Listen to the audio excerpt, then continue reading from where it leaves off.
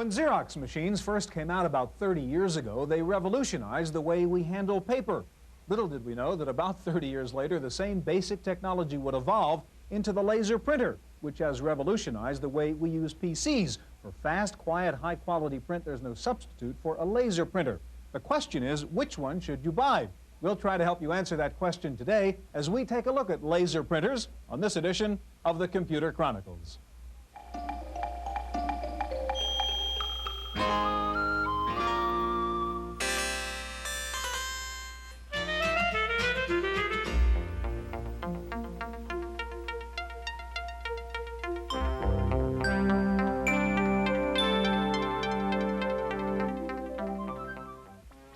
The Computer Chronicles is made possible in part by CompuServe, featuring an online reference library, Wall Street reports, at-home shopping, airline reservations, games, and hundreds of other services. CompuServe, helping people get the most from computers. Additional funding is provided by McGraw-Hill, publishers of Byte. Byte's detailed technical articles on new hardware, software, and languages cover developments in computer technology worldwide.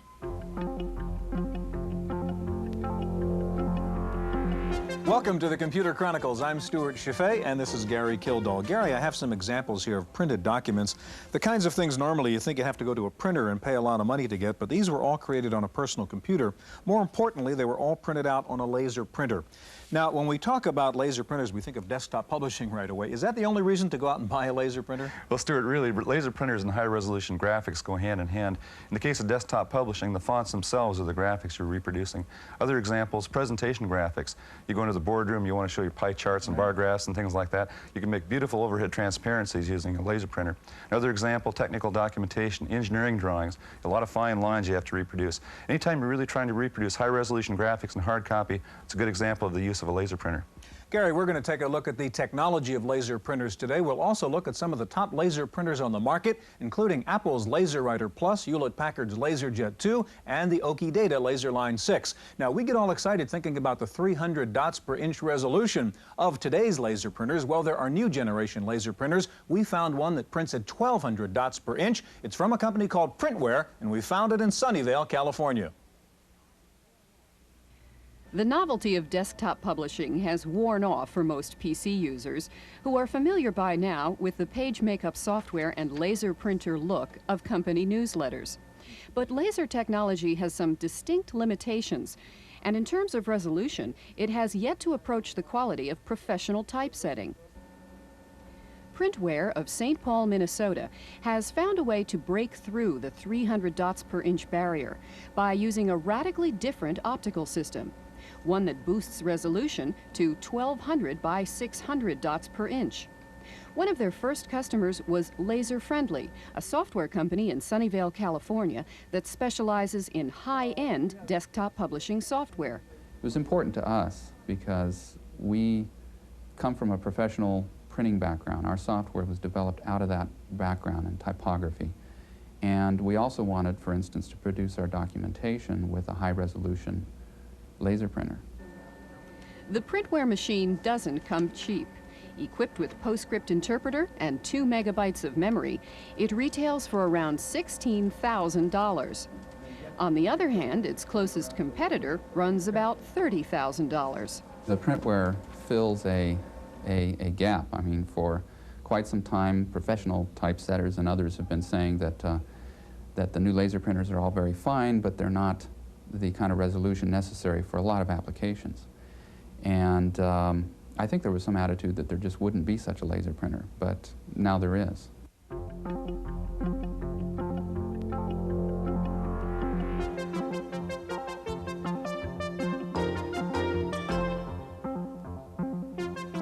Joining us in the studio now is Jim Gable, product manager at Apple for the LaserWriter Plus, and next to Jim is Roy Perry, general manager of Letraset USA, the company that sells Ready, Set, Go. Gary? Jim, this looks more like a copier than it does a printer. What's going on inside a laser printer? Well, it looks like a copier for a good reason. The actual printing engine is a copier. And the reason laser printers have become so popular and low cost is it was based on copier technology. What's going on inside it, though, is it's a copier that instead of having a glass plate and a document, it has a laser beam that goes back and forth. and the Macintosh tells it where to put that laser beam, when to turn it on and off, when you get 300 dots to the inch, and where those dots go. So it works like a copier from about here down. Okay. Here up is sort of where the magic is. On the Apple printer, what really distinguishes it from other kinds of laser printers that you'll find is the flexibility that's built into that controller. The Macintosh is a very highly integrated system, and users of Macintoshes are not accustomed to stone walls. They like to be able to take their text and change it to a different face, make it bold, make it italics, drop a photograph here, take a business chart, put it in the middle of their letter, mix text and graphics with no worries.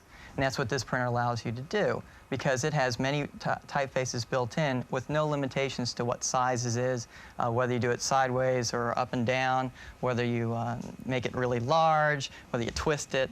All that's capable in this printer. So when a person on his Macintosh makes his document, he just says print, and he gets it out of here. And he doesn't have to load in a bunch of optional cards.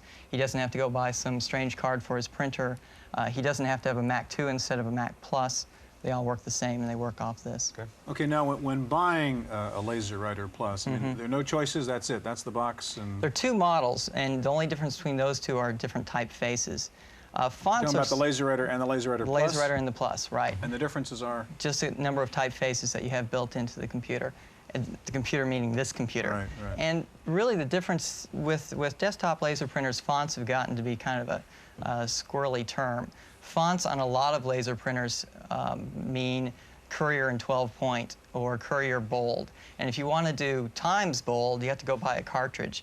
Or if you want to do your Times and 14 point, you have to go buy another cartridge. Printers might come with 6 or 15 fonts of that type. Ours isn't that type because every Times Roman, this printer has Times Roman in it, and every character can be printed from 6 to bigger than your page, point size, and you can print Helvetica just the same. When we say you have Times in it, we mean you have it in all styles, all sizes. So if we use their nomenclature to say how many fonts I had in here, it'd be hundreds of thousands. So it gets a little confusing. Can you show us what it looks like inside? Yep. Difference here is that this is very much like desktop copiers work. And the printer from Apple has this removable toner cartridge. So when you run out of toner, instead of dumping in toner and getting it all over your office, you just buy this and snap it in. Also, Jim, what is the price of this? This is $100, and it prints about 3,000 copies. Okay, so it's about a little over 3 cents a copy for the cartridge. And one of the benefits of this also is that a lot of the parts that wear out in copiers or printers are in this. So one of the reasons this is very reliable is because all the parts are in here. Also, as I put it in and out, there are no delicate OPC drums, as they're called, exposed. So I can't scratch it, I can't hurt it in any way. If I can turn to you, Roy, with Ready, Set, Go, of course, that's a product in which people are going to be using laser printers as the output. Could you, number one, print something out? You've got Ready, Set, Go in the Mac over there, or maybe Jim can help us do that. Okay. And explain from a software user's point of view, if I went out and bought Ready, Set, Go, do I have to then have the LaserWriter Plus also to make this work? No, in fact, you don't. The beauty of Ready, Set, Go and working with Apple is that Ready, Set, Go will output to any Apple printer, the ImageWriter or the LaserWriter or the LaserWriter Plus. The other beauty of Ready, Set, Go is that it will output to any PostScript compatible printer.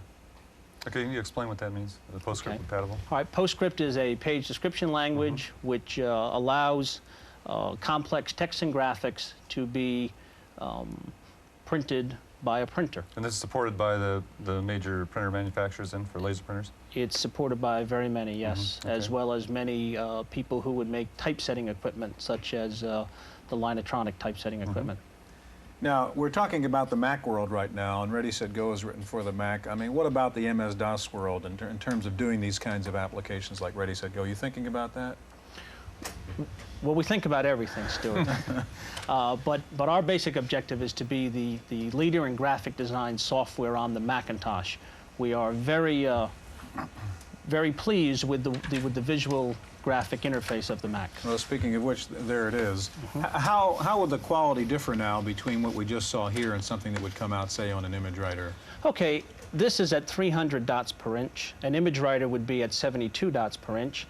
And if someone chose to go to what is referred to as typesetting output, it could be 1,250 or 2,500 dots per inch.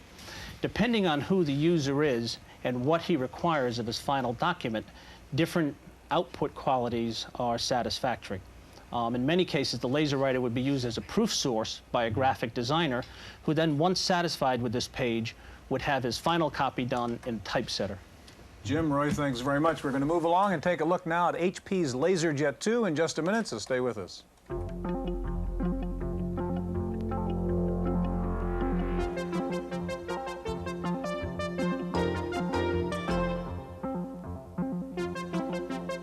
Joining us in the studio now is Steve Simpson, Group Marketing Manager with Hewlett Packard, and next to Steve is John Dickinson, Director of PC Labs at PC Magazine, where they've just reviewed 36 laser printers. Gary?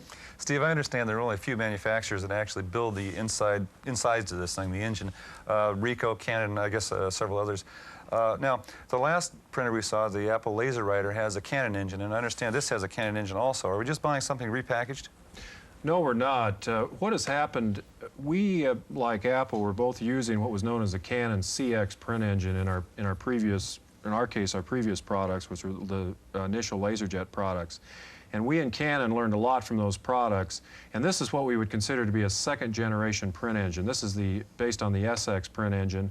Canon and we went to a lot of trouble to make some changes and make some improvements over its predecessor. A couple things being, for example, correct order output in printing as opposed to reverse collation, and a much darker print capability than its predecessors. Steve, what other things did you learn from the first LaserJet printer, and how is the LaserJet Plus better, or Series 2 better? I think the thing we learned, number one, was that we needed to make the products as easy to use as possible. And we've done that a couple of ways. First of all, we really focused very heavily on providing software support by working very closely with ISVs. So we have about 600 ISVs who support these products. But the other thing we had to do is we had to make the products very easy to set up, configure, and use, even if your software package didn't support it particularly well. So we did a lot of effort in the front panel, for example. Now you can do all your configuration, even choosing which interface you use, etc., from the front panel. No more dip switches, because those are a problem. Selection of which fonts I may want to print in. If my software package doesn't do that, I can do from the front panel. That was really, I think, the key emphasis, is make the products very easy to use and continually improve the functionality and print quality. Steve, where do you see the use of the laser printer in your business? I mean, your customers, what do they look, what kind of a mix do you have? Well, we find that about 85% of our products are connected to MS-DOS, PC-DOS-based systems. So they're being used primarily in office environments, a very large pool of people, as we know. So we find that they're typically being used for office applications, which are typically word processing, spreadsheet applications, and those types of things. Though 10% of them, according to our users, are being used for desktop publishing through packages such as Aldus PageMaker or Ventura Publisher. But the primary emphasis is office application use. John, would it be fair to say then, the Apple LaserWriter we saw before is really more geared at the desktop publishing situation on a Mac, as opposed to the LaserJet, which is sort of being used more likely as just a business printer? Well, just a business printer says a lot. I mean, the LaserJet is one standard, which has become very, very important, but out of the 36 printers that we tested here, many of them had several emulations in them, including HP LaserJet. 27 had HP LaserJet. 22 of them emulate the standard Diablos 630 daisy wheel printer. And again, it's for the office automation market, for the word processing, the spreadsheet, the database. The big thing is that there's a lot of competition out there to get that market, because those people are looking for high-speed, quiet printers that don't disrupt the office environment. John, you mentioned standards. What kind of standards are there in terms of hardware and software? Maybe we go out and buy these things. Can you be safe in buying certain kinds of interfaces? Yeah, just about anything. Any laser printer out there right now will work with a PC, and many of them will work also with a Macintosh as well, because quite a few also emulate the PostScript language that the Apple Macintosh wants, and some of the PC-based desktop publishing systems also are looking for that. They also support this. So there's a couple of different standards that you can be getting, but it's almost certain that if your dealer tells you it'll hook up to the computer that you've got and the word processing or whatever it is that you've got, it'll do it. Steve, could you sort of have something come out of the laser printer just so we can be convinced it actually works here? Yes, what I've done is I've just sent a command to Microsoft Word to provide us an output, and we note that we're receiving data in the printer. You can see that by the flashing green light. While in fact, it's printing right now, and this is a relatively simple document, but it's typical of what many users are doing in office automation. And it's because we'll see multiple fonts, which before we were never able to do, and you know, relatively straightforward output. Very clean, very nice. On the other hand, of course, we have users who do want to do desktop publishing types of applications, as this print sample shows, or they may want to do some type of documentation, as this one shows. But again, as I mentioned, we find a very large number of our users are really focused on the Office applications, but they want to make their document look better than the next guy down the block from them. John, there's a big difference in the price of an HP LaserJet and an Apple LaserWriter we saw before. What is the difference? What are you not getting because of the lower price with this one? Well, you're not getting an awful lot of software and processor that's required to run the PostScript language that the Apple LaserWriter is looking for. You're also getting, in the case of the LaserJet 2, you're getting a newer, smaller, less expensive to produce engine that, again, has a lot of the engineering improvements come out in cost efficiency, and you'll see that in other engines, like the new Ricoh 6-page-a-minute engine is quite a bit less expensive than the old Canon engines were. So it's just a general increase in the efficiency of the manufacturing and the technology. Gentlemen, we're going to be back in just a minute. Now, laser printers have led to an entirely new business called the laser parlor, where if you don't want to buy a laser printer, you just bring your floppy disks into this place and they'll print it out for you. You pay for the laser printer by the hour. Wendy Woods has a report on one such laser parlor here in the San Francisco Bay Area. Add a new word to your vocabulary, the laser parlor. Desktop publishing service centers, such as the Krishna Copy Center in San Francisco and its 8 franchises throughout the country, are cashing in on the complexity and the high cost of desktop publishing, with do-it-yourself desktop publishing equipment, including high-quality typesetters. People want to invest only $2,000 or $3,000 in a computer and have the capability of doing everything. And a place like this gives them the missing links. We provide them with the Linetronic, which is very expensive, OCR, and for a lot of people, laser printers are very expensive, so they can use laser printers on as-need basis rather than having to buy them and keep them on their desk all the time. With a little help from qualified staff members, anyone can desktop publish and turn out professional-looking copy. The cost is roughly half of what a professional typesetter would charge, and there's obviously more control over the final product. But the big question is, will this idea catch on with the rest of America? The trend is there, and I think it's only a matter of time that this is going to be a part and parcel of a business service. Until it does catch on, however, the photocopying arm of this business is still the laser parlor's bread and butter. So basically, in a matter of minutes and without any experience in laser printers, I managed to typeset and copy a document in a fraction of the time and the cost of a conventional print shop. In San Francisco, for the Computer Chronicles, I'm Wendy Woods.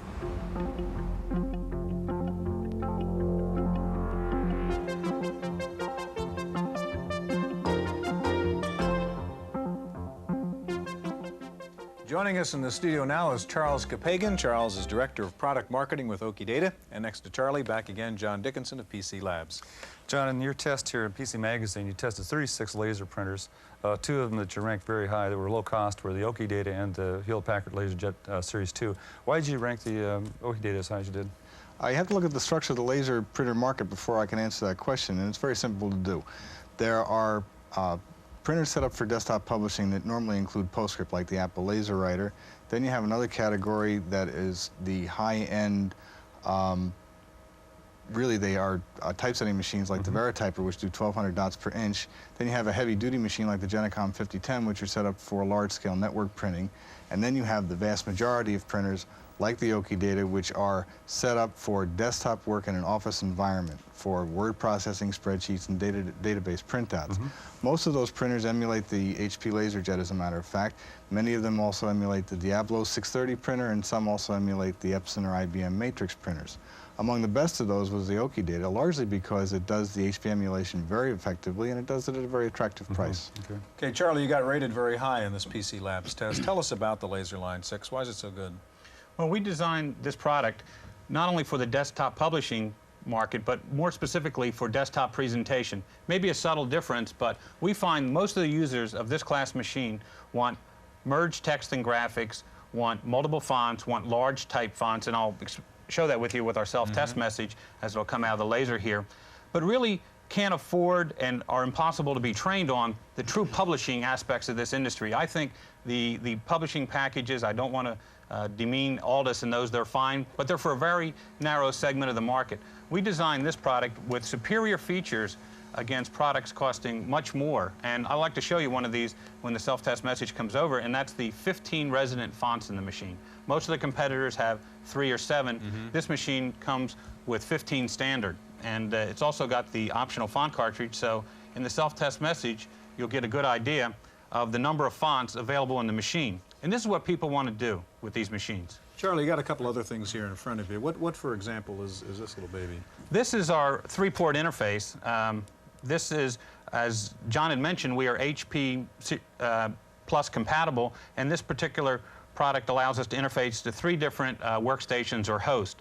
It results in a price of $23.95 for the product, or $2,400, and results in a per-user cost of $800, or the price of a serial impact dot matrix printer. And you have both serial and parallel interfaces Serial as and well? parallel, Okay. yes.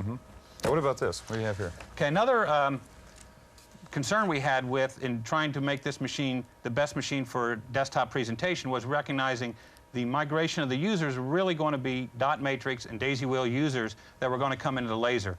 Well, we have HP LaserJet Plus for those that had LaserJet compatible drivers, but for all those dot matrix and daisy wheel products, this little piece of software provides instant compatibility for those, so there's no software changes required. Is that provided with the machine? That's free. It's $150 software value, free with the machine. Okay, now also just to get an idea of what it costs for these font cartridges, here you have the, what, 15 typefaces? 15 standard, yes. Okay, and then when the additional cartridge This is one cartridge. This is the Times Roman cartridge, and it's installed in the machine right now, and that's about $149. Okay. There's 4 or 5 of those available right now. Charlie, about 15 seconds left. We have another Okidata setup over there with a little box under it. What's that? This is our new 550-sheet second tray. This gives the user the capability of installing letter or legal size paper and having a wide range of flexibility on his paper input.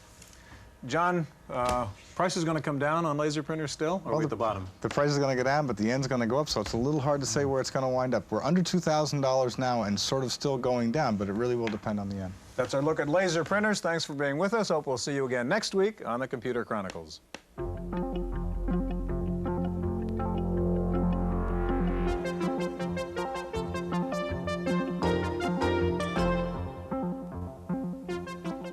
In the random access file this week, PS2 clones may be out there now, but it's not clear that anyone will be able to buy them. Computerland has announced that it will not carry PS2 clones unless the manufacturer agrees to indemnify it in the event of a lawsuit by IBM.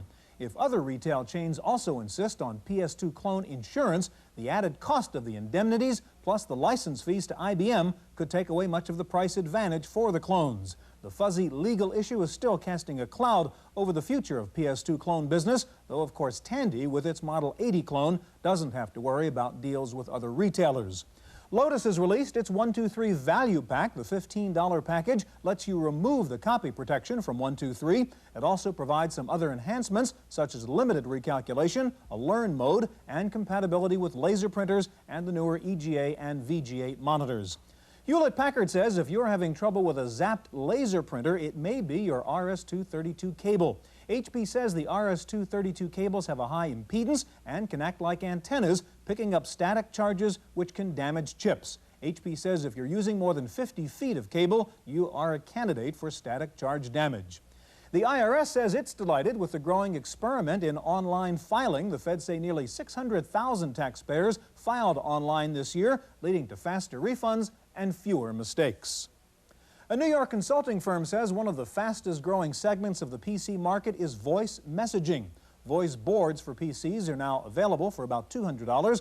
The study says voicemail finally solves the problem of telephone tag, and the study says that even without the problem of telephone tag, phone calls are often inefficient, citing a study which says that 2/3 of all phone calls are less important than the work they interrupt.